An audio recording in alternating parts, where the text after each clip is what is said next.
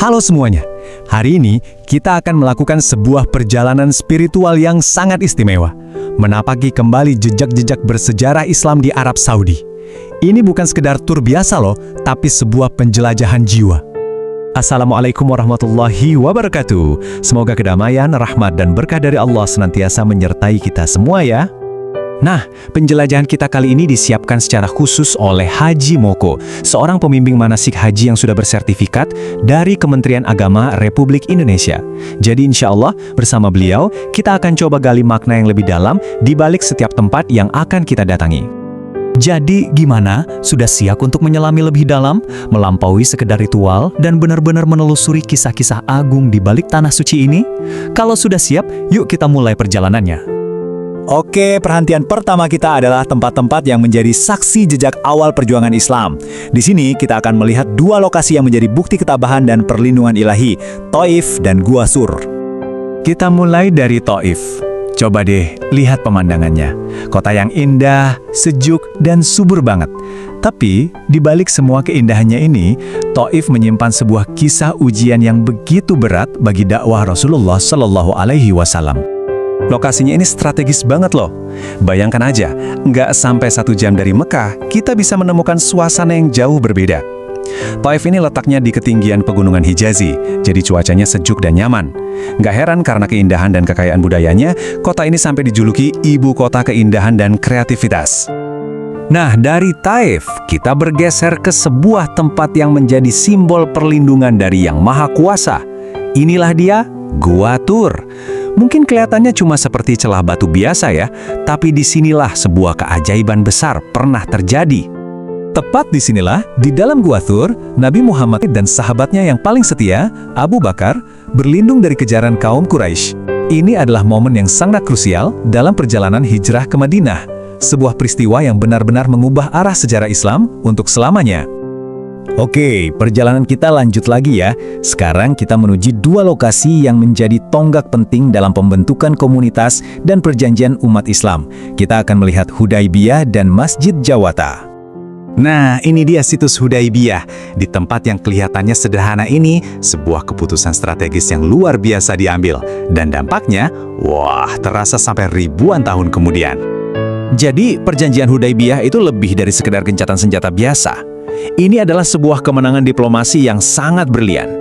Perjanjian inilah yang menjadi titik balik strategis, yang memungkinkan dakwah Islam bisa menyebar lebih luas lagi secara damai, dan pada akhirnya membuka jalan untuk penaklukan kota Mekah atau Fatu Mekah. Sekarang, kita beralih ke sebuah bangunan bersejarah yang sangat luar biasa, Masjid Jawata. Ini adalah salah satu masjid paling awal yang pernah dibangun dalam sejarah Islam loh. Coba kita lihat keistimewaannya. Masjid ini dibangun di masa-masa awal Islam, tahun 629 Masehi, dan menjadi tempat pertama kalinya sholat Jumat dilaksanakan di luar kota Madinah. Tapi ada satu fakta yang mungkin paling mengejutkan. Hajar Aswad, batu suci dari surga itu, pernah diamankan dan disimpan di sini selama 22 tahun. Ini menunjukkan betapa terhormat dan pentingnya masjid ini. Selanjutnya, perjalanan kita berlanjut ke selatan, ke sebuah kota dengan warisan yang sangat-sangat kuno. Bahkan sudah ada sebelum masa Islam, tapi punya peran penting dalam sejarahnya. Selamat datang di Najran. Coba deh perhatikan arsitekturnya yang unik ini. Bangunan-bangunan ini seolah-olah sedang menceritakan kisah dari ribuan tahun yang lalu. Najran ini seperti jendela kita untuk melihat peradaban kuno di Jazirah Arab. Sejarah Najran ini dalam sekali, bisa ditelusuri sampai 4.000 tahun yang lalu sebagai bagian penting dari jalur perdagangan dupa kuno. Nah, dalam sejarah Islam, kota ini jadi sangat penting karena peristiwa Mubahalah, yaitu sebuah dialog teologis yang bersejarah antara Nabi Muhammad SAW dengan delegasi Kristen dari Najran. Setelah mengunjungi tempat-tempat yang luar biasa tadi, sekarang yuk kita berhenti sejenak untuk merenung.